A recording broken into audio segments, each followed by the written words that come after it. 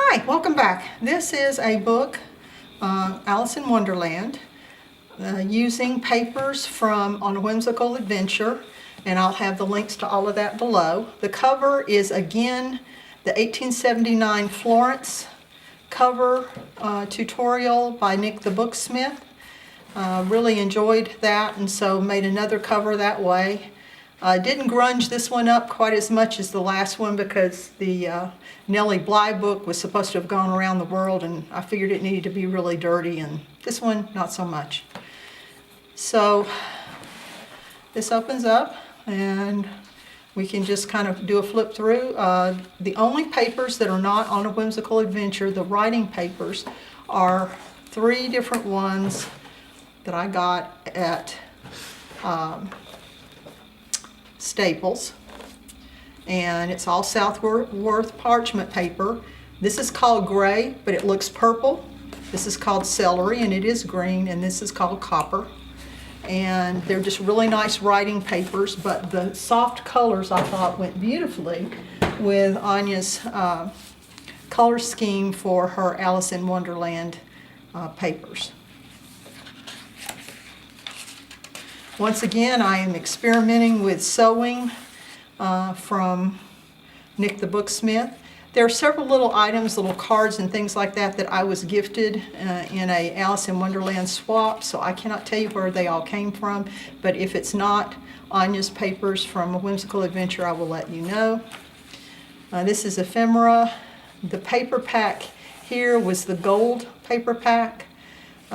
This is, I think she meant this to be like a cupcake topper or whatever, but I used them as little journal cards and then also digitally collaged them on the paper. She also had a little ticket tutorial on she's part of Graphics Fairy, and I used that to make some tickets. Misprinted paper, no worries, cut it up, made a pocket out of it.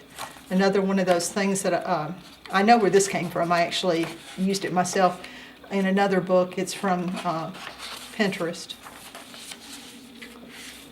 Little cards. These are from a Alice in Wonderland paper pack of some sort. Not sure which one. But this is the gold papers.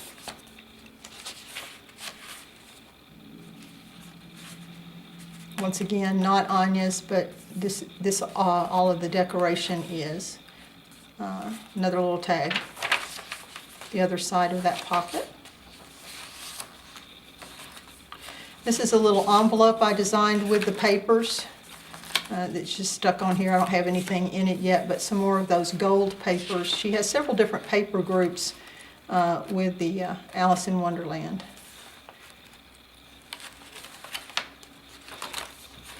Another thing I was gifted, I created some tags, and I used colorized images from the original Alice in Wonderland because Anja's drawings, like this one that was used in the for the envelope, and you'll see it later on in the paper, were from that time period illustrations.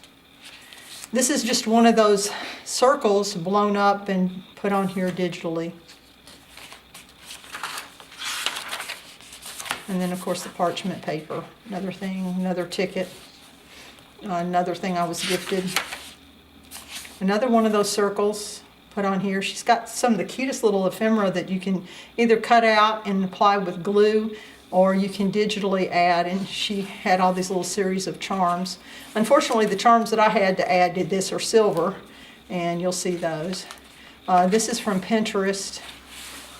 She has a series of writing papers for Alice in Wonderland, and instead of printing these out as a full page, I just told the printer to print it at 5 by 7 and then use these little cutesy things in all of my pockets and envelopes and things like that.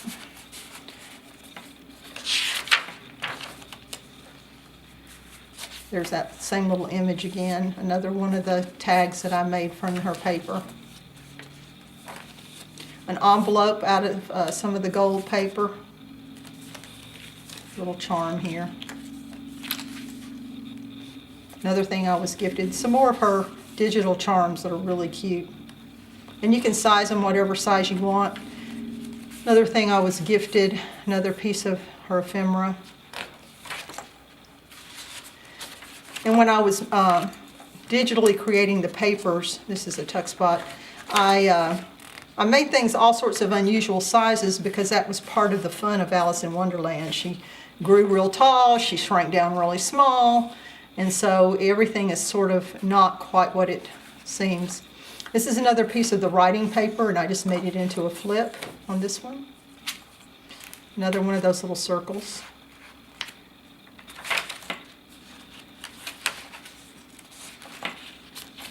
Or those charms, another circle digitally put on there. And then here's one cut out. Another tag, ticket, charm. And this is another piece of her ephemera. I created a, what do they call, a CD pocket. And then I had seen on a Deli Girl 1961 where she took two of the CD pockets and glued them together so that they could be a flip on two different pages, and I used that idea here. Another one of those things off of Pinterest, a little tuck spot with a piece of Anja's ephemera. Thing I was gifted, this is another piece of the writing paper folded up. The gold paper, little charm. I wish I could have found some bronze charm. Here's that, was on the little envelope blown up, and I just love the fun colors that she added to what was essentially a black and white drawing. Little playing cards, part of her ephemera. Another one of the tags that I created, but using some of the old vintage illustrations, but I use it as a tuck. The other side of that CD pocket. Some of the little cards all glued together. Another one of those circles. The writing paper is another flip.